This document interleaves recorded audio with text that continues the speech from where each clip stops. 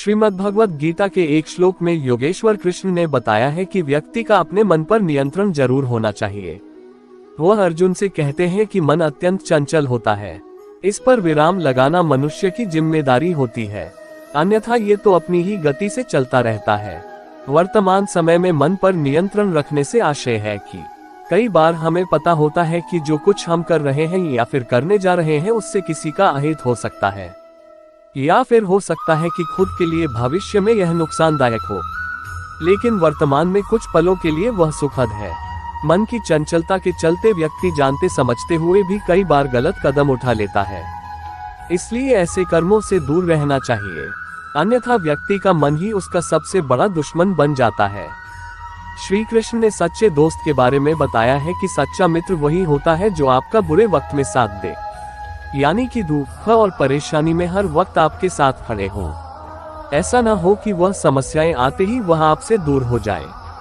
यदि आपका मित्र ऐसा न करे तो तुरंत ही उसका परित्याग कर देना चाहिए, अन्यथा ऐसे लोग आपके मित्र बनकर मित्रों की संख्या में तो इजाफा कर देंगे, लेकिन जरूरत पड़ने पर कोई आपके साथ नहीं होगा।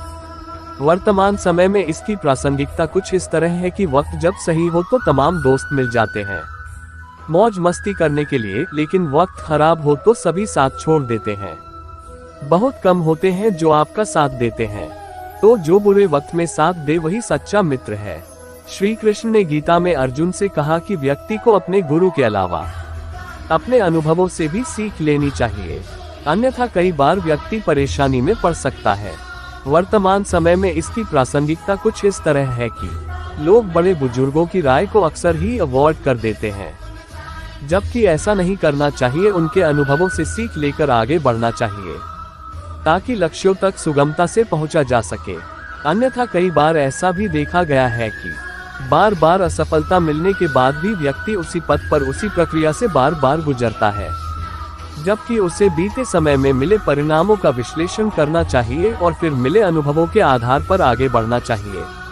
श्रीमद् भगवद गीता में श्री कृष्ण अर्जुन को बताते हैं कि मोह के बजाय सत्य को जानने का प्रयास करना चाहिए, यानी कि शरीर एक दिन नष्ट हो जाएगा तो इसका मोह त्याग दे और समाज और धर्म की स्थापना के लिए जो भी बेहतर से बेहतर कर सकते हो उसे करने में कोताही न बरते।